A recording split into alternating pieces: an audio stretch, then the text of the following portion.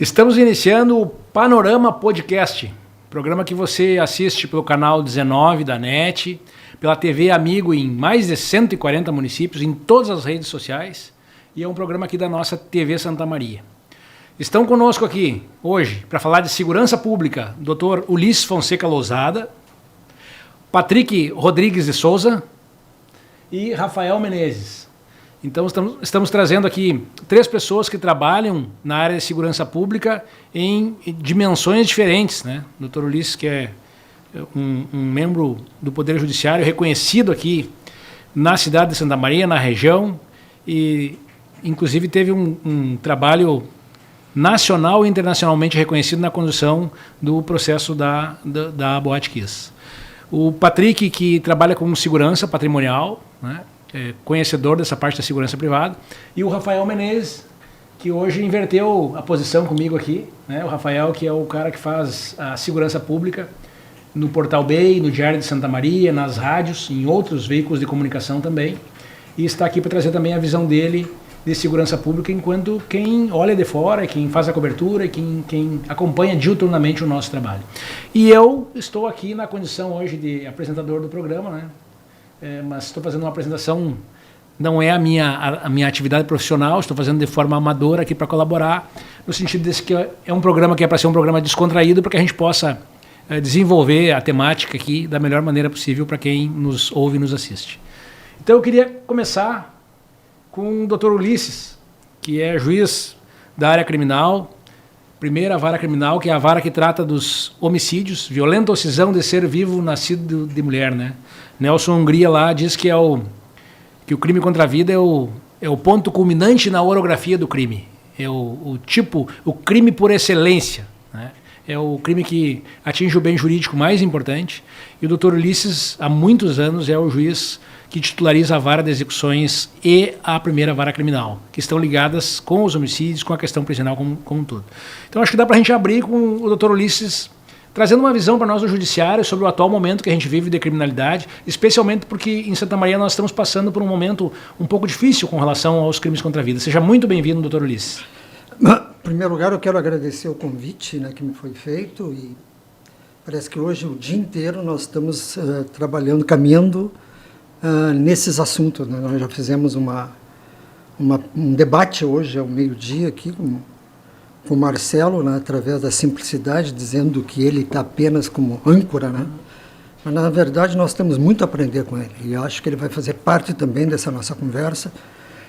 É uma caminhada que eu acho que nós estamos começando, eu acho que essa é a finalidade do podcast, né? Veja, não como juiz, mas como pessoas que... Eu e tu, né, Marcelo, e o Rafael também, o Patrick, são cidadãos de Santa Maria, que tem como objetivo a gente, além do conhecimento científico, nós temos um conhecimento empírico, ou seja, a gente está lá exatamente na infantaria, no combate a essa criminalidade. E digo isso já iniciando por quê? Porque eu vejo há muito tempo, e hoje eu sou o mais idoso de todos aqui, sou idoso, aliás, a gente tem visto muitas propostas, muitas leis, muitos projetos, muitas falas, muitas conversas há muito tempo, né? Eu estou caminhando, eu venho dizendo, eu caminho no combate à criminalidade ou na vivência da criminalidade mais tempo do que eu tenho de vida, né? Porque a minha mãe estava grávida fazendo júri. Então, eu no ventre dela já estava ouvindo algumas coisas. Então, a minha vivência que eu tenho, e vivência não no sentido de conhecimento, mas de escuta, de caminhada, de leitura, tem mais idade do que a minha vida propriamente dita. Então, alguma coisa a gente passou, né? E alguma coisa o Marcelo passou, o Patrick passou, o Rafael, então, que estava ali para e passo naquela caminhada pela Kiss. E a gente vê o quê? Vê muita informação, muita informação, informações privilegiadas, com emissoras privilegiadas, trazendo uma leitura, não de má fé, mas de boa fé, mas uma leitura a respeito da criminalidade, que não é realmente a leitura que talvez nós tenhamos. Então, eu acho que a finalidade desse podcast é exatamente pegar essas experiências, porque nós estamos em época, talvez, de eleição e possa, de alguma forma, ajudar ou subsidiar, não os eleitores, mas até os gestores. Os planos de governo deles. Os planos de governo, porque nós somos cidadãos e nós queremos uma cidade melhor para nós. Nós queremos um estado melhor para nós queremos um país melhor para nós. Aliás, nós queremos um mundo melhor para nós. Então, eu acho que em cima disso é importante, porque as propostas que eu tenho visto, não a nível de Rio Grande do Sul, mas a nível de Brasil, eu acho que eles estão um pouco fora do esquadro, vou dizer assim. E digo isso, como já falei, ao meio-dia, né? Mas é bom a gente repetir, porque talvez fique alguma coisa. Eu vejo que a preocupação do Brasil é fazer um combate à criminalidade de forma geral, central. E eu acho que esse talvez seja o maior erro de todos. O maior erro. Tudo que tu centralizar de uma forma macro, tu acaba esquecendo do micro. É tipo a pessoa que estuda, faz um mestrado, um doutorado, né? O Ortega y Gasset já dizia, né? Que quanto mais tu estuda muito do pouco, tu sabe pouco do muito. E é exatamente isso que acontece. Por mais brilhantes que sejam as forças policiais de São Paulo, Rio, que estão num combate diuturno a respeito do PCC, o PCC não faz parte do Rio Grande do Sul. Não é a nossa realidade. Não é a nossa realidade. Aliás, ele nem conhece o Rio Grande do Sul. E mesmo que conhecesse e quisesse vir para cá, não iam deixar. Então, essa realidade de combate, ou de plano geral de combate à criminalidade, com todo respeito, né, com a maciçima vênia, não me parece que vai resolver o problema. Aliás, vai afastar mais. Tá? Porque o nosso problema não é um problema federal. O problema federal tem que existir, sim. Tem que ter um combate federal forte, incessante, sim. Mas para as nossas fronteiras, né? Para não deixar entrar e sair armas, drogas, pessoas, crianças. Ao Estado, a nível estadual, mantemos, né, uma polícia civil estadual, mantemos uma polícia militar estadual, mas a maior democracia que tem é a democracia municipal. Então, por isso que eu venho pregando, já que nós temos hoje uma polícia municipal, eu prego sim. Né? Se fosse a proposta do doutor Marcelo, se fosse ele candidato, eu diria para ele, né? Vamos botar uma polícia municipal, doutor Marcelo. Uma polícia municipal, abrir um concurso, 300 vagas, vamos supor, e botar uma polícia municipal especializada. Né? Veja, nos Estados Unidos, que a gente... Estados Unidos, claro, condado, polícia do condado. Tu entra num veículo nos Estados Unidos, tem tudo, computadorizado, de câmeras, as condições que ele tem são as melhores do mundo. O policial americano, a gente vê no filme, ele vai com a viatura preto e branco para casa e sábado ele acorda de manhã cedo para lavar a viatura. Exatamente. Ele Não, e ele atira, ou fez e aconteceu, a sociedade nem pergunta o porquê. Nós estamos vivendo uma situação muito forte aqui no nosso país de deslegitimação da polícia. Tudo quando tu vê o fato criminal, tu vê o que a polícia errou. O que a polícia fez contra alguém. Quer dizer, nós estamos, parece, trocando o réu pela vítima e a vítima pelo réu. O réu pela polícia e a polícia como se fosse réu. Eu não acho bom isso, em nenhum sentido. Tá? Porque muitas vezes as pessoas que têm uma dificuldade financeira ou que, porventura, não têm a cor dominante ou o gênero dominante, elas são muito mais vítimas do que réus. Então, além de tu privilegiar, tu faz até uma seletividade. Tu seletiviza isso. Eu tive uma experiência com um aluno impressionante. Ele era uma pessoa de uma cor linda, preta, né? Ele era carioca, bonito. Ele trabalhava como prostituto em Copacabana. E ele dizia assim, as pessoas falam tanto em direito que nós temos que preservar, seletivizar e dar direito para essas adversidades, e as pessoas não pensam que eu sou vítima todos os dias em Copacabana. Eu vou lá para trabalhar como prostituto, enfim, é um direito dele, cada um escolhe o que quer do seu corpo, e todos os dias eu apanho e venho para casa arrebentado. Quer dizer, quando tu fala em direitos humanos, tu não pode ter uma visão, eu estava conversando agora na universidade, porque parece brincadeira isso, mas as universidades federais, Departamento de Educação, Departamento de Direito, Assistência Social, enfim, nenhum deles tem a disciplina de direitos humanos de forma obrigatória. A gente fala em direitos humanos, só que as universidades federais não têm a disciplina de direitos humanos. E a palavra de direitos humanos no Brasil é estigmatizada. As pessoas entendem que é uma coisa que é para defender bandido, e na verdade é muito mais. E deveria ser mais ainda, porque o senhor disse uma coisa, doutor Ulisses, que eu digo todos os dias. Os direitos humanos vêm e dizem que a polícia prende o pobre, que a polícia só prende... Só que é o seguinte, a vítima é o pobre, o senhor disse agora. A vítima é o pobre, o cara lá normalmente é alguém desfavorecido da área de vulnerabilidade social, e a gente infelizmente tem que prender o pobre para proteger do vizinho, que ele assalta, que ele rouba, que ele mata, né? Então isso está faltando, esse olhar verdadeiro para os direitos humanos, para a vítima e inclusive para as polícias.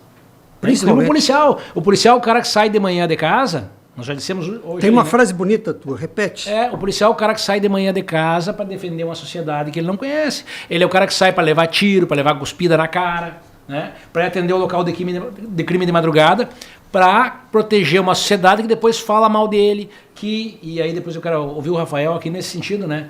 Que havendo a mínima falha do trabalho policial é aquela falha que é apontada. O senhor vê isso nos inquéritos, o doutor Ulisses vê isso nos processos judiciais, né? Às vezes uma filigrana processual lá, seja no reconhecimento, seja numa extração de dados de um celular. Então qualquer coisa para deslegitimar o trabalho da polícia. E às vezes a gente esquece, ou muitas vezes a gente esquece, que a polícia está para nos proteger. Eu sou filho de policial, né, a vida toda, e o lema desde o meu pai era servir e proteger. A gente está para servir a sociedade, para isso, essa é a ideia. Patrick. Incrível o quanto é amplo. Em primeiro lugar, honrado de estar aqui com vocês, né, doutor Ulisses, meu amigo Arigoni, delegado, professor, mestre. São tantas qualidades de todos, Rafael aí com a comunicação plena.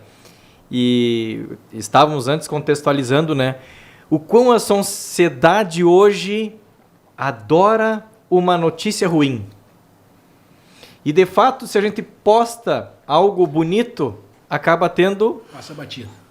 Menos visualizações, né, do que se a gente posta algo que seria algo repudiante da sociedade. A sociedade aplaude. A PRS hoje fechou 47 mil projetos. Eu achei que estávamos em 46 esses dias, já com 47 mil projetos. O que eu trago nisso?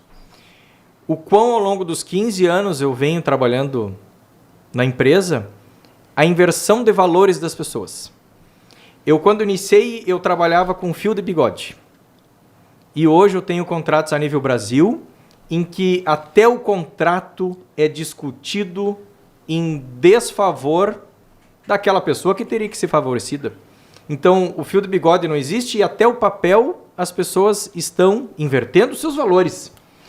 E isso eu trago para normalidade que a sociedade traz para o erro, para o lado mal, que ele deveria ser sempre excluído. Mas muitas vezes ele é aplaudido. Então, creio que o lado cultural, a nível Brasil, teve muita inversão de valores. E esse reflexo, ele cai 100%.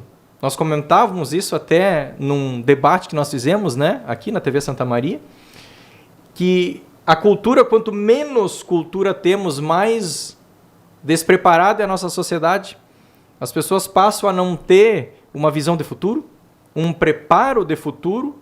Então, as forças políticas, doutor Ulisses lá dentro do judiciário vai ter mais demanda, o doutor Marcelo Arigoni vai ter muito mais ocorrências que, com certeza, pela desinteligência das pessoas, vão acontecer mais, né? E, automaticamente, o Rafael vai ter mais serviço, mais publicação para fazer. E a sociedade vai achar, aquilo ali chama mais atenção. Então, eu noto que um filho, há 40 anos, eu tenho 43 anos de idade, sou filho de militar. Eu lembro que eu sempre tinha, com muito orgulho, tinha checklist na geladeira. Então, eu com 5 anos de idade, eu carregava carrinho de areia, cortava grama, eu tinha que ter aquelas tarefas prontas em casa. Eu tinha respeito pelo meu pai. E hoje eu noto que as crianças ficam reféns do YouTube, reféns da rede. E o que a grande rede hoje está consumindo e ensinando para os filhos? O que será da próxima sociedade, né? E claro, nesse cenário todo, a gente fica polarizado. O que eu digo polarizado? É como se vivêssemos no mundo político. O que me convém, eu levanto a bandeira. As redes sociais são assim, né? O que não me convém, eu excluo. E nesse mundo a gente fica refém de andar na rua, refém de estar dentro de um condomínio e não conseguir ter segurança, porque às vezes o desprovido do material, do bem material, ele quer subtrair de alguém que tenha. Dentro de casa, me desculpa. Abrindo e fechando parênteses. Exatamente. Dentro de casa. O problema das polícias e do judiciário, porque na verdade, assim, eu vivi um tempo em que falava muito mal da polícia. Eu sou filho de delegado de polícia de um tempo que eu tinha vergonha de ser filho de delegado de polícia. Eu me lembro que uma vez eu tinha uns 10 anos de idade e no meu círculo de amizades tinha uma menina que o pai dela era gerente da Caixa Estadual do Banrisul. E aí a guria disse no nosso grupo que o pai tinha um papagaio em cada banco. O papagaio era um empréstimo. E eu fiquei constrangido com aquilo. E aquilo era verdade. Meu pai era um cara honesto, humilde, trabalhador, foi agente policial, depois foi delegado de polícia. E realmente quando o pai fez a nossa casa, foi um ano difícil. O pai financiou aquela casa em 15 anos. Mas, enfim, eu quero dizer, era um momento difícil para as polícias. Era difícil. E a nossa geração conseguiu, felizmente, eu tenho orgulho de ter feito parte dessa geração que conseguiu trazer a polícia para um lugar mais alto na sociedade. A gente conseguiu mudar isso. Nós temos muito a conquistar ainda, mas nós melhoramos muito a questão de polícia. Então, hoje, talvez o judiciário pague mais a conta do que nós. Porque hoje, quando as coisas ocorrem, as pessoas até não se queixam muito da polícia, mas elas dizem, o juiz que soltou.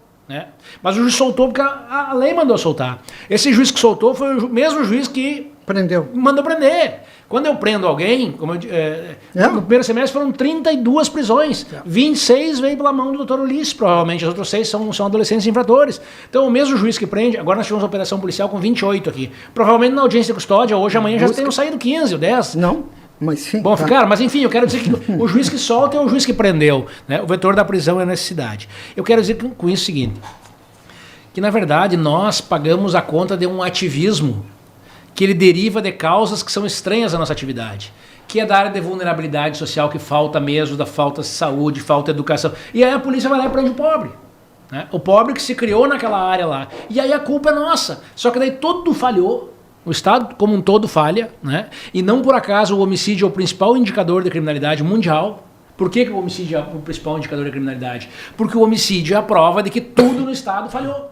Porque não teve acompanhamento familiar, porque não tinha emprego, porque a casa não estava adequada, a saúde não estava adequada, e aí gerou homicídio. E aí nós, eu, o doutor Ulisses, o Ministério Público, a Brigada Militar, ficamos respondendo essa conta. Então por isso que eu digo, é um ativismo, isso é que nem o ativismo judicial lá na década de 80 e 90, em tempos de uma repressão maior, que era bem visto. Tu podia fazer um ativismo porque era a favor dos direitos humanos. E aqui é mais ou menos assim, é um ativismo contra nós. Contra a polícia. E a gente paga uma conta, polícia, judiciário, força de segurança, que não é nossa. Tudo falha, a gente faz o nosso trabalho, às vezes com dor de fazer o nosso trabalho, e depois paga essa conta. Rafael, como é que enxerga isso tudo? Pois é, primeiramente, prazer dividir aqui a bancada com os amigos aqui para debater um pouco sobre segurança pública. Eu me considero até um pouco entendido na área de segurança pública, sou casado com uma policial militar e também trabalho na área de segurança pública, na editoria de segurança pública, no jornal, fazendo site, rádios, enfim. E o que eu vejo é justamente isso que cada um contribuiu, falou um pouco. Como o Marcelo falou, é uma questão é uma questão da sociedade, que às vezes faltam oportunidades, e um exemplo que o Marcelo sempre usa, às vezes aquele adolescente, aquela criança que está lá na periferia, que o pai é o catador de reciclável, e a criança vive numa condição um pouco mais baixa, ela vê o jovem de 19, 20 anos, às vezes com um carro melhor, com 2, 3 namorados, com dinheirinho e tal, e ele vê o pai naquela situação e pensa, eu quero ser que nem meu pai, eu quero ser que nem o cara ali, o traficante, o chefe. Ele acaba usando aquilo como exemplo, Há muitas questões, como o Patrick falou, na segurança, que infelizmente a desgraça ela vem demais. Hoje ganha-se mais repercussão, as informações, as notícias voltadas, infelizmente, para situações mais críticas, para homicídios, para acidentes.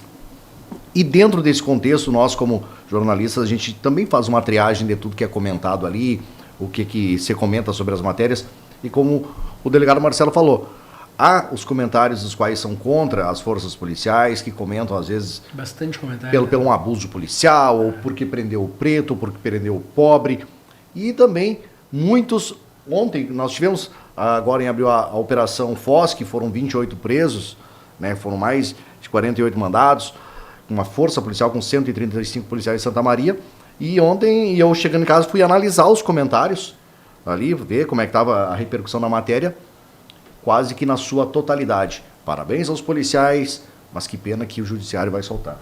Não adianta O judiciário que paga a conta, né? Então, né, doutor? Mas assim, ó, tudo que é feito da mesma forma com que o delegado Marcelo, ele faz o pedido de uma prisão e o doutor Ulisses, ele defere o pedido, está basado numa lei que assim diz, que não foram os senhores que fizeram a lei, apenas cumprem. Da mesma forma que o doutor mandou, que autorizou a prisão, e posteriormente um advogado entra com uma representação pedindo a soltura embasada também em outro artigo, segue-se a lei e cumpra-se, né? Então, nós vivemos um momento bastante, eu vejo-se bastante delicado hoje, com redes sociais, tudo está muito exposto. As pessoas todas parecem que tomaram voz. Dão voz para pessoas barulhentas que é difícil, né? Não, parece que não deveriam ter eu voz. acho que sim, é uma questão, uma questão de democracia. Eu acho que todo mundo tem o direito de opinar. Mas eu acho que para te opinar sobre uma coisa, dar a sua opinião, tu tem que ter um mínimo de conhecimento sobre também aquilo, né? Tem que ter um pouco de conhecimento sobre aquilo. Nós tivemos vários casos que envolvem, às vezes, violência policial. Aí as pessoas questionam, julgam, criticam o policial, aí posteriormente, quando se tem uma contraprova daquilo, vê que não foi nada daquilo que foi levantado lá atrás, daí ninguém reconhece. Aí acham-se uma outra... Recentemente nós tivemos um caso em Santa Maria, que até caiu nas mãos do delegado Marcelo, posteriormente saiu um laudo lá que comprovou que a morte daquela pessoa não tinha sido por violência, e sim por uma overdose. Mas aquelas pessoas que lá atrás criticaram, falaram que foi violência, elas jamais voltaram atrás e disseram, realmente estávamos errados. Não. Sim, não repararam, né, o seu comentário. Já acham outro contexto. Mas quem é que deu o laudo? Sim. É um instituto estadual. Mas a polícia é o quê? É do Estado. Então é um momento que eu vejo hoje que se eu fosse policial, ou se eu fosse advogado, fosse juiz, ou promotor, estivesse trabalhando na área da segurança, eu pensaria duas vezes, sabe, até para continuar, porque às vezes se torna muito desgastante. O doutor Ulisses fala em uma crise de legitimidade, né, das forças. Abriram vários assuntos aqui, várias janelas, né? Vou começar pela fala do Patrick. Eu estava umas 2 semanas atrás lá nas júris, porque a nossa carreira é uma carreira um pouco complicada, sabe? Eu estou há 32 anos, 30 anos na magistratura, e para qualquer coisa que eu queira andar na carreira, só vão fazer uma análise dos meus 2 últimos anos. É uma coisa complicada, né?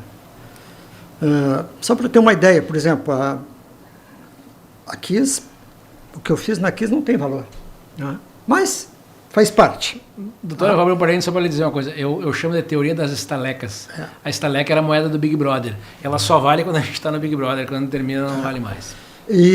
Mas tranquilo isso, tranquilo. Aí eu estava lá e estava ouvindo pessoas que eram doutoradas, com pós-doutoradas, PhD, metafila capta, enfim, falando a respeito do reconhecimento. Que o reconhecimento é um dos meios de prova. E aí ficaram 2 dias falando do reconhecimento. Mas a orelha do Rafael, a orelha daquele rapaz não é igual a que está na câmera. Se tu olhar bem, é um pouquinho menor.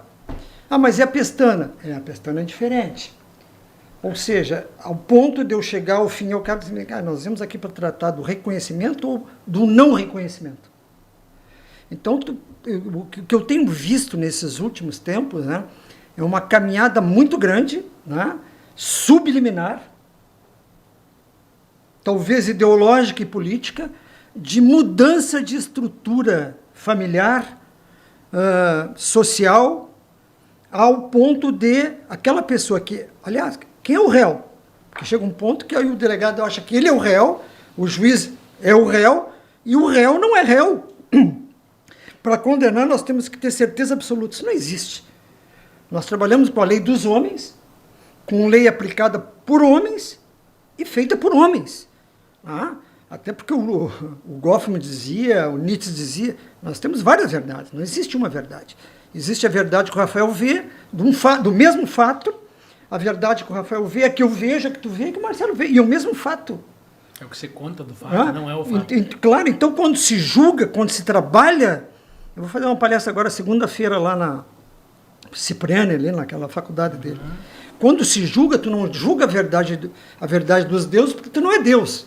Seria até um absurdo tu te igualar a Deus. Tu julga a verdade dos homens, que o Marcelo colheu lá, que depois vai ser reproduzido por processo que pode ser exatamente o contrário do que o Marcelo viu lá. E eu não tenho que julgar, não posso julgar o que o Marcelo viu. Eu tenho que julgar o que foi reproduzido para os autos. Quod non est in actis, non est in mundo. Então, a verdade que eu julgo é a verdade mais aproximativa da verdade. Aí tu vê pessoas falando, mas olha a injustiça sem impunidade. Sequer sabe ou raciocina ou pensa do que realmente acontece na vida. Então é fácil. Bota essa pessoa junto com o filho, vão ver um filme, ao fim e ao cabo cada um conta o que viu do filme. E essa é a vida. E essa é a realidade. E essa é a justiça que nós temos como justiça perfeita, porque sob o prisma da justiça dos homens. Até falsas memórias vêm nisso. Claro, é evidente isso, sabe? Então, quando eu vou fazer um reconhecimento, e hoje tá, a ideia que se tem é que esse reconhecimento é falho. Não serve como prova. Impressionante, né? Ao ponto que está chegando a prova do reconhecimento da Câmara. Não, essa Câmara não é. Eu já tive um caso de eu mostrar para a pessoa que estava sendo acusada, mas aqui, cara, é tua cara. Se o senhor olhar bem, vai ver que o lábio é mais grosso. O réu me dizendo isso. Mas é que é o ativismo, doutor. É que assim, é uma sociedade que pensa, ou uma parte, que o preso é sempre o vítima da sociedade e daí busca todos os meios para fazer uma justiça absolvendo. Só que não é justiça. Porque daí quando poupa o lobo, né, sacrifica o cordeiro, porque ele segue para incomodar quem? O outro, muito mais miserável que ele, muitas vezes. E muitas vezes as pessoas se justificam através do erro dos outros. Se justificam as suas condutas. Porque quem é que não erra? Todo mundo errou. O próprio Jesus mesmo tirou os ventilhões lá, correu da igreja, com chicote as pessoas. Todo mundo erra. E é verdade, o erro é normal. Da natureza humana. Da natureza humana. Tu tem que ver até que ponto vai esse erro, o excesso desse erro, né? E tu me falou uma coisa que me fez me lembrar, exatamente que hoje nós vivemos uma sociedade líquida. Líquida. As pessoas, a juventude hoje quer tudo para agora, e tem que ser agora, amanhã já não serve.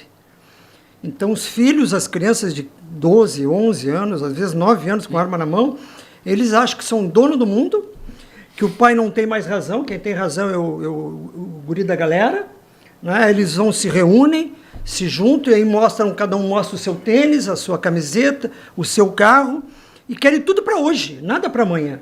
Eles querem solução para hoje, e quando não encontram solução... E amanhã já não serve, né? E amanhã já não serve. serve. A gente tinha, não sei o senhor, mas eu tinha 2 pares de tênis, um para semana e para o fim de semana.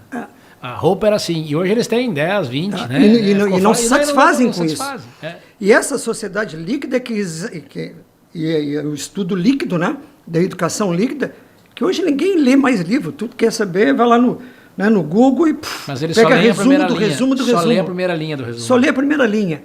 Então está faltando exatamente esse vácuo, sabe? Esse vácuo da educação que ficou, e isso foi adredemente preparado. Nós vivemos hoje alguma coisa que a gente não se deu conta há 30, 40 anos atrás. Que foi introduzido, porque o que é família hoje? Antes as pessoas tinham respeito pelo pai, pela mãe, pelo tio. Hoje ninguém tem mais respeito pelo pai, pela mãe. E querem tudo na hora. E querem resolução na hora. Os conflitos todos. Aí o outro, coitadinho, mas isso faz bem para a saúde. Eu disse hoje de manhã e acho realmente isso. O grande problema do país, do Brasil, do mundo, mas do Brasil, não é o tráfico de drogas. É o usuário de drogas. É o cara que porta a droga, o cara que usa a droga. Porque tem uma questão de economia financeira. Se não tem gente que compre... Onde há vaca e touro. Não vai ter comerciante para isso. E hoje, 90% a 95% dos delitos que são cometidos são motivados pela droga. 95%. Tu tem que realmente regulamentar, penalizar o uso de substância causadora de dependência física e psíquica. Isso eu não tenho a menor dúvida. Menor dúvida. Os furtos, os assassinatos, as brigas entre... Agora, eu e o Marcelo fizemos um acordo. A gente não fala mais em crime organizado. Só existe um crime organizado, uma organização criminosa no Brasil, que é o PCC, e ele está de forma internacional. Tanto que agora o FBI e a CIA estão trabalhando fortemente no Brasil. Por quê? Porque sai droga daqui para a Europa e aí o pessoal não está gostando. E as drogas estão indo por submarino. Isso é o crime de espaço máximo. Tá? Há poucos dias eu vi uma reportagem que o crime organizado estava pagando mergulhadores para esconder droga aqui em Rio Mas Grande. o doutor é de Rio Grande. Né, doutor? Conhece Sua bem terra, essa realidade, exato, sua terra em Rio Grande. Mergulhadores com equipamentos de última geração cobravam de 15, 20 mil reais por mergulho. Sim.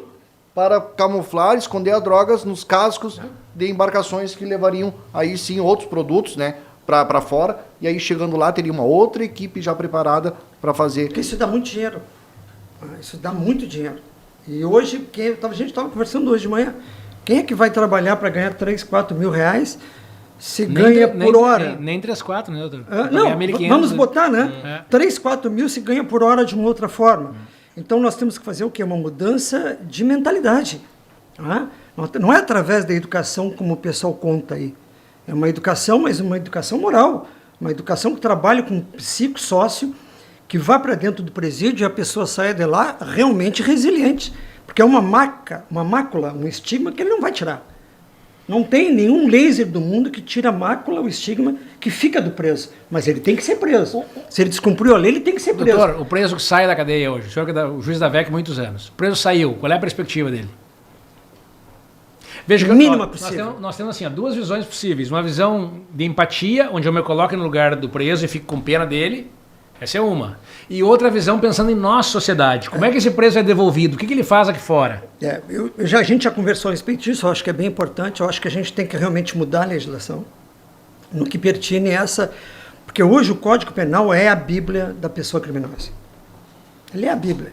O Código Penal hoje, quando formula, ele traz tipos penais e formulam novas leis penais, é tudo para reduzir a pena. Tudo. O preso, quando entra no presídio, a primeira coisa que ele foca é o que eu tenho que fazer para reduzir a minha pena. E aí vem leitura, enfim, trabalho, etc, etc, etc. Então, o que tem que fazer? Primeiro, do meu ponto de vista, eu acho que não tem como a gente deixar de recuperar. Tem que recuperar. Por quê? Já está ficando uma falácia essa nossa conversa, né? Mas é hoje o preso está contido... É para nós, mas tem que dizer isso aí. Hoje o preso está contido, amanhã ele está contigo. Então, qual é o preso que tu quer amanhã contigo? O preso não, o egresso, Patrick, lá na tua empresa. Aqui no diário, lá no mercado. Quando eu falo em recuperação, eu não falo em recuperação no sentido de impunidade. Pelo contrário, eu sou a pessoa que mais cuido, penso eu, da segurança das pessoas. Eu quero que essas pessoas mudem a visão, a leitura. Diminuam o risco de ir lá para a sociedade aqui Exatamente fora, isso. Tanto que eu acho que tem que acabar com o regime sempre aberto, que é um sempre aberto. Acho, sem fundamento essa discussão de saidinha temporária, porque o regime semiaberto é uma saidinha temporária permanente. Então é discussão inócua essa. Então, acabar com o regime semiaberto, todo e qualquer preso tem que cumprir 50% da pena, a partir de então tu vai pensar numa progressão. Mas sempre atrelado, sempre a um exame criminológico. É isso. É isso que tem que fazer. Quem é candidato a deputado, estadual, federal, é isso, senador, é isso que tem que fazer. Mudar. E exame criminológico. Vamos pegar o Patrick, me perdoa? Pega o Patrick e vamos fazer um exame com um psiquiatra, psicólogo, se ele está em condições de retornar lá para a vida social. Ele não está, então continua preso. Chegar no final da pena, mas ele vai puxar toda a pena? Sim. Sim. Eu vou diminuir muito, muito, muito o índice. Porque hoje é brincadeira, com muitos dias. O preso ele faz um exame financeiro, econômico, financeiro, de custos e benefícios. Me serve. Eu vou lá, passo um determinado tempo, ganho um determinado, enfim, conhecimento e vou sair. Até e vou voltar. Até porque de dentro da própria penitenciária hoje, a gente sabe que infelizmente tem acesso a tecnologia, celulares, a tudo, que lá de dentro ele está mais seguro. E uma coisa que nós conversamos muito com o delegado Marcelo, que o crime hoje ele está migrando para o digital, que se torna às vezes mais fácil para ele aplicar golpes de forma digital. Esses dias eu disse que... Olha só, eu trabalhei em Porto Alegre 6 anos, tá? Eu trabalhei num período em Porto Alegre onde nós tínhamos... Trabalhei na divisa de Porto Alegre com Alvorada 2 anos, entre outros lugares. Mas ali especialmente era no Rubem Berta, né, na frente da Vila Amazônia, quase no Sambódromo. O índice de recuperação de veículo era muito grande ali porque eles abandonavam os carros naquela. Eu trabalhei num período em que havia 30 subtrações de veículos por dia em Porto Alegre. Entre subtrações eu usei não por acaso, porque entre furto e roubo, 30 por dia. Hoje tem 6 por dia em Porto Alegre. Por que tem 6 só por dia hoje? Porque o crime migrou para o virtual. Não é que o criminoso goste do carro, goste da droga, goste do... O criminoso quer o dinheiro. Então hoje é muito mais fácil tu pegar o telefone celular aqui, bota a cara do Rafael no telefone celular aqui no Instagram e dou golpe em todos os familiares dele, do que eu ir lá assaltar lá para tirar um veículo. Ele então, acaba essa migração, colocando em risco, né? Eu comecei a pensar se o tráfico de drogas em algum momento não vai ceder espaço também para esse crime já virtual. Já está acontecendo. Pois né? é, exatamente. Então isso é a praga moderna, né? Eu costumo dizer que o celular ele abre uma porta para a nossa vida mais ou menos como a porta que estava aberta para o nosso corpo quando não tinha inventado nenhuma vacina. Tu morria por qualquer coisa. Com o celular hoje é assim. Então essa migração. E isso, a sociedade é digital hoje, né? Hoje nós então, conversávamos... Digital, as relações, tudo é digital na sociedade. Eu conversava com o Patrick antes de nós começarmos a gravar aqui. O Patrick trabalha com a área de segurança privada, então se usa muita tecnologia. Eu mesmo trabalho também com essa área de segurança privada, com essa mesma área que o Patrick. E isso... ajuda muito, tem ajudado muito a polícia, a tecnologia, as câmeras, sim, os acessos, os homicídios. Hoje consegue fazer um mapeamento, o furto, o roubo do veículo, hoje tem um rastreador. Você coloca... O Patrick consegue até, acredito que nos dá também mais informações com dados, né, sobre esse aumento, né, de pequenos furtos de residências, o quanto foram crescendo as buscas por as pessoas se protegerem mais, justamente que ficaram, né, vulneráveis a esse tipo de crimes. E por que ocorrem furtos a residências, a veículos, pequenos furtos? Porque existe droga. Existindo droga, existe quem consome, existe quem vende. Se você tem para vender, você tem um cliente, isso vai acabar girando. Aí a pessoa, aquele pequeno usuário, às vezes, que é quem precisa, às vezes, comprar um baseado, uma pedra de crack, então ele passa na frente da sua casa, ele olha ali o portão aberto, vê uma cadeira na frente da casa, ele entra, furta. Né? Isso aumentou bastante também, né, Patrick? Eu digo, eu ouvindo Ulisses falar, eu puxo um tema assim que é muito amplo. O Rafael também. Vou tentar contextualizar duas partes. Eu fiz, quando eu passei a ter, hoje eu tenho 140, 160 colaboradores. Entre a rede dos franqueados, enfim, a gente deve ter mais de 200 pessoas envolvidas na rede PRS hoje, né? Porque nós somos franqueadora, tem as outras unidades. O que eu tive que fazer? Quando começou a aumentar os meus colaboradores, eu tive que estudar.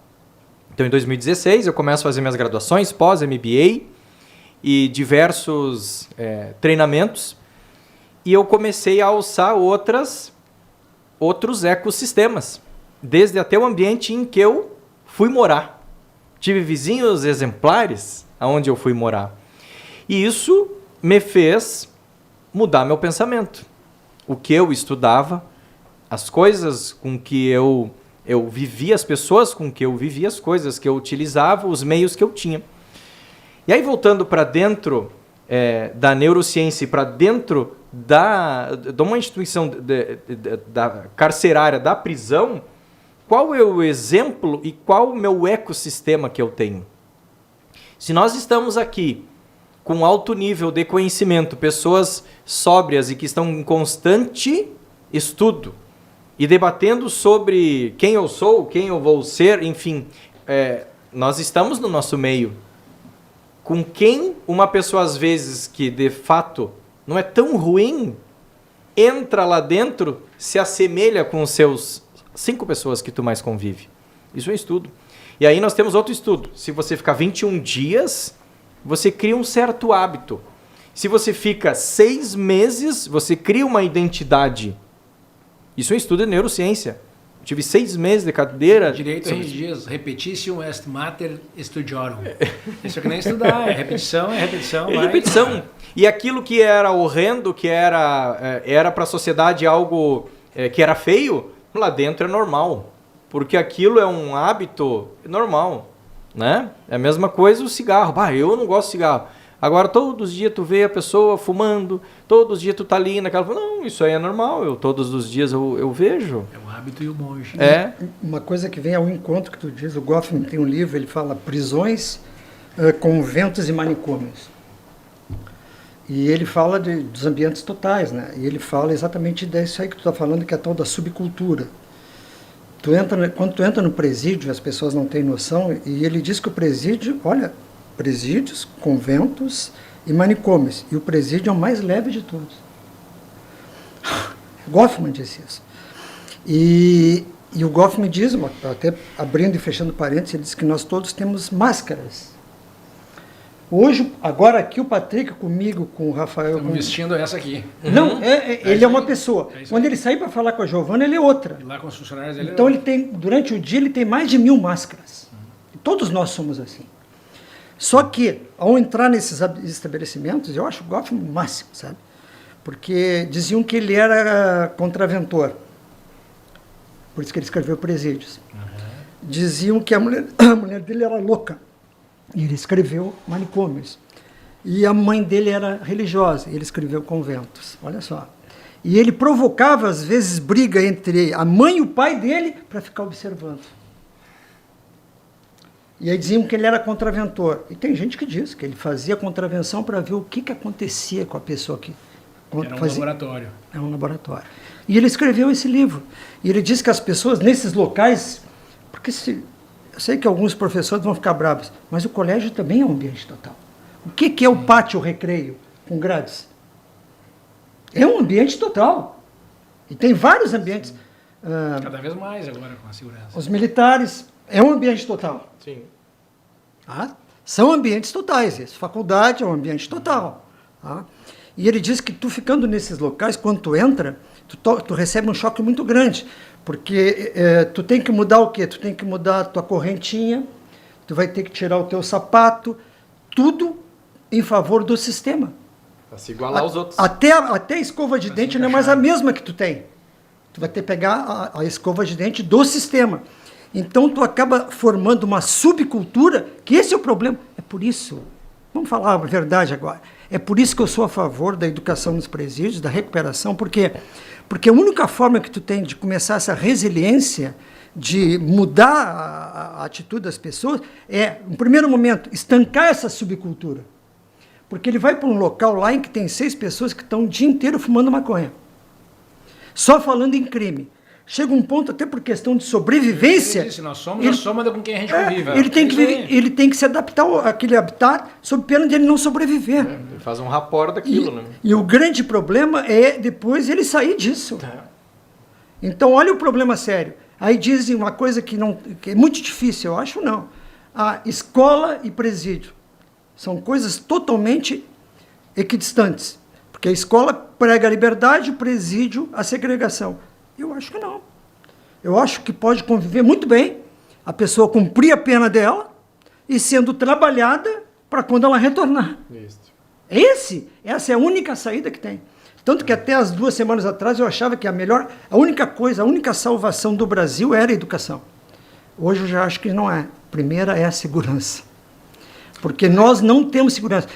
Mas é que a segurança é transversal a tudo, desde que o mundo é mundo. Por que se criou o Estado? Para dar segurança. Senão eu não consigo plantar, não consigo trabalhar, não consigo fazer diferente nada. do que as pessoas pensam. Tirando Santa Maria, que Santa Maria é segura. Sim. Tá? Sim. Santa Maria é segura. As pessoas estão trazendo uma outra imagem que não é. O Marcelo, de 30, desvendou 28 homicídios. Não, na verdade, sim, o que nós temos um problema pontual com relação aos homicídios. O furto, o roubo, o resto... Ela é segura. Uma cidade de 300 mil habitantes, nós estamos bem. Tem furto, mas tem menos... Por exemplo, roubo de veículo tem menos que Santa Cruz. Tem menos que Passo Fundo. Esse ano não teve nenhum latrocínio. Que é um crime gravíssimo. Feminicídio nós não temos aqui na cidade. Não, e mesmo se tu pegar assalto a banco, sequestro de pessoa, Assalto a carro forte nós não temos aqui. Então, nós temos um problema pontual com relação aos homicídios e temos uma criminalidade adequada para uma cidade de 300 mil habitantes. Mas aí eu também levo em consideração justamente essa ideia, conforme o doutor Ulisses falou, né, que as pessoas têm uma ideia de que Santa Maria não é segura. Aí entra, que eu assumo também a responsabilidade, que entra muito o papel da imprensa. Claro a forma que é. com que tu vende a notícia. Sim. A forma com que tu divulga as coisas. O que vende mais eu dizer? Santa Maria chega a 30 homicídios e bate recorde no período em 3 anos. Ou eu dizer, dos 30 homicídios, 28 estão elucidados. O que eu vou dizer? Delegacia elucida 28 casos. Ninguém lê, ninguém não vende. Vai ter quem se interessa, mas o que vai vender mais? Então, assim, tem essa parcela também, não só da imprensa, como também da sociedade. É uma questão de educação e cultura de todos, para que tenham conhecimento dessas coisas. Porque acaba causando um certo pânico, um certo pavor, as pessoas vão comentar. Mas se analisar também o perfil das vítimas desses homicídios, tirando esse ano ali que nós tivemos uns 3 ou 4 casos. Exato, eu sempre que eu acompanho, o Marcelo tá de prova, eu acompanho quase que na totalidade todos os casos de homicídio em loco, no mesmo local, fazendo cobertura e tudo. E a gente vê o perfil dessas pessoas, né? Muitas vezes são pessoas que não sei se seria a palavra certa, até me corri, mas que procuraram aquilo. São pessoas que estão numa situação de risco e vulnerabilidade, porque elas nasceram numa área de vulnerabilidade e não conseguiram sair, ou porque elas se colocaram numa situação de vulnerabilidade, principalmente por causa das drogas, né? O guri, já que tu puxou, e o doutor Ulisses aqui fez coro com o que eu penso sobre as drogas, né?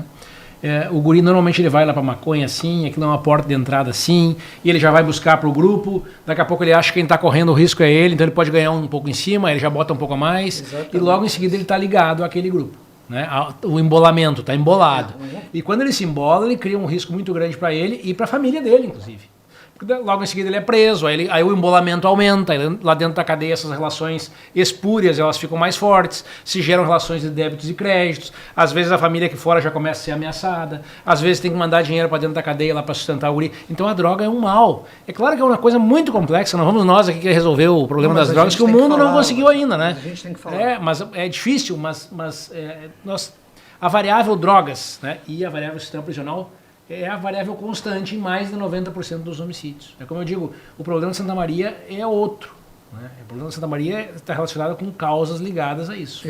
E uma coisa, até aproveitando o que ele disse, o serviço que ele faz, e aí vem ao encontro na minha leitura, no meu sentir, das câmeras. Ele vai botar câmeras perfeitas lá. Tá? Ele está trabalhando a favor da sociedade. Mas por isso que tem que ter policial municipal. Porque ele bota a câmera lá, dura meia hora. Dura 10 minutos. Se botar a câmera nessas localidades da periferia, ela não vence. Sim, hoje eles ameaçam. Até as pessoas não têm a gente parou de divulgar, que a gente divulgava às vezes para vocês, né? O Rafael briga comigo, vai dar o vídeo do homicídio do carro. A gente não está divulgando mais. Por quê? Porque daí o criminoso vai lá ameaçar o morador que deu a câmera. Exatamente. Então a gente tem dificuldade. Tem uma câmera ali, a gente vai buscar e o morador, não tenho. Ele não quer se envolver. Não vai. Os caras vão lá incomodar ele mesmo. E muitos moradores acabam nem colocando. Sabe qual é? Já mora numa área de conflito, uma situação boa que tu pode o Patrick pode catalisar isso. Ó. Em Santiago tem um convênio que os moradores fazem lá com a Prefeitura Municipal e eles têm um desconto no IPTU. Então já ligam as câmeras direto no sistema do município. Aí a polícia tem acesso direto. É melhor isso. É alguma coisa a ser pensada para a cidade de Santa Maria. Tu que trabalha com essa área de segurança. Hoje a gente já tem um projeto e nós temos um sistema que ele pode ser alçado em qualquer guarnição. Então digamos que eu coloque um totem. Ele é um totem retroiluminado, verde, né, da cor da PRS, onde eu coloco câmeras. Definir o que é. Poste. Então é um poste com câmeras, né? Um poste com câmeras, uma altura em torno de 3 metros, né, do ponto principal, e ela está 100% ligada à nossa sala de monitoramento, tem um botão pânico.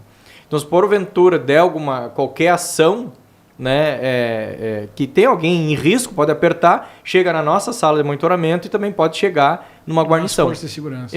A gente já tem esse projeto, já roda alguma coisa em frente de condomínios em Canoas, em outros lugares, né? Bem, mas de tudo que nós falamos aqui, nós temos mais uns 5 minutos. A maioria do que a gente disse aqui, o teu totem aí, é na consequência. Então eu queria reforçar lá com o doutor Ulisses Dias que a gente tem que pensar, né? É que nem o lixo. Não é reciclar o lixo, é produzir menos lixo. É mais ou menos assim com a sociedade.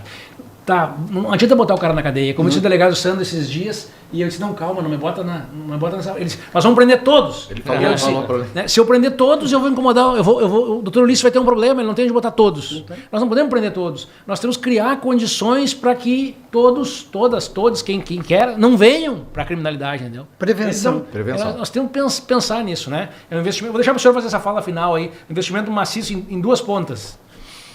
Eu particularmente acho que tem que ser, né? Mas nós temos, por exemplo, a polícia ela faz a prevenção e depois faz a polícia judiciária. Tá? O que o Marcelo faz e as polícias fazem? Por exemplo, quando eu telefono para o 190, eu telefonei para quê? Porque algo já aconteceu. O que a gente tem que fazer é não deixar o algo acontecer. Sim. Porque senão a gente vai trabalhar só nas consequências.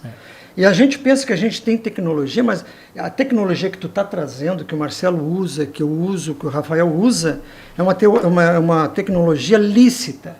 Só que nós combatemos alguém que também tem tecnologia, mas ilícita. E é muito mais aperfeiçoado que a nossa. Não é balizado por nada. Não é balizado por nada. Não tem ética, não tem nada. Então, a gente não pode ter, a pretensão de achar, não, nós temos que equipar com tecnologia. Nós temos que prevenir. Eu acredito que é muito melhor, pega a Vila Maringá, a gente falou hoje, você tem 5 colégios municipais, bota 5 policiais municipais lá no colégio, com as câmeras tuas. É isso. Espalhar policial municipal por todos esses órgãos públicos municipais, que vai ajudar a prevenção da polícia militar, vai ajudar ele, ao fim e ao cabo, e vai reduzir, sim, e muito a criminalidade. Só que o Marcelo disse uma verdade, assim, para mim, visualmente, é perfeita, sabe? Há muito tempo que a gente vem enxugando o gelo. Se eu pegar 1984 até agora, a reincidência continua no mesmo patamar. E o populismo penal, doutor? Só criar crime, agravar pena, só não adianta. Crime, não adianta. pena e penas para reduzir. O preso, quando entra no presídio, ele diz assim, eu quero saber o que eu tenho que fazer para sair mais rápido possível. Ou seja, ele não está nem preocupado em mudar aquilo que ele fez, porque ele acha que é certo. Então, tem várias frentes para combater. Uma primeira emergencial, de choque. Choque no sentido de prevenir. Porque prevenir, quanto que tu economiza de gasto? Quanto que tu economiza? E depois, aí reprimir, com certeza. E reprimir mesmo. Mas, ao mesmo tempo que reprime, não fazer uma escola versus prisão. Uma escola mais prisão. Uma prisão mais educação. Uma forma, de um jeito... Claro que tem gente que não vai se recuperar mesmo. Sim, então isso vai puxar a cadeia dele. É uma minoria. Vai puxar. Se tiver condições, fizer um investimento maciço na cadeia, é uma minoria. Claro. E tem que equipar lá o Marcelo. Um preso federal, gente, custa 30 mil reais. 30 mil reais. Um preso nosso, estadual, custa 2.900 por mês. O uso de uma tornozeleira, 290 reais. A tornozeleira, ela tem visão 24 horas por dia do preso. O presídio não. Tem um momento de noite que ninguém sabe o que está acontecendo nas celas. E aí, então, as pessoas... Eu respeito a opinião das outras pessoas. Eu respeito a opinião das outras pessoas, mas dizer que a prisão é mais concreta do que a tornozeleira, eu acho que não. Até porque o preso está em casa, não vai trazer comida, não vai gastar comida do governo. Quanta economia se faz através das tornozeleiras? E até porque se ele quebrar aquele regime ali, volta para o fechado. Claro. Muito bem, pessoal. Panorama Podcast, estamos estreando com esse grupo seleto, né? Um programa que a gente ainda vai fazer algum ajuste. Fomos brindados com a presença ilustre do Dr. Ulisses aqui, mas todos contribuíram muito, a gente espera aprimorar ainda mais e espera que quem nos assiste, quem nos ouve, goste, aprenda alguma coisa e possa contribuir também em alguma coisa. Agradeço a todos pela participação, agradeço a audiência e vamos ficando por aqui. Obrigado. Oportunidade.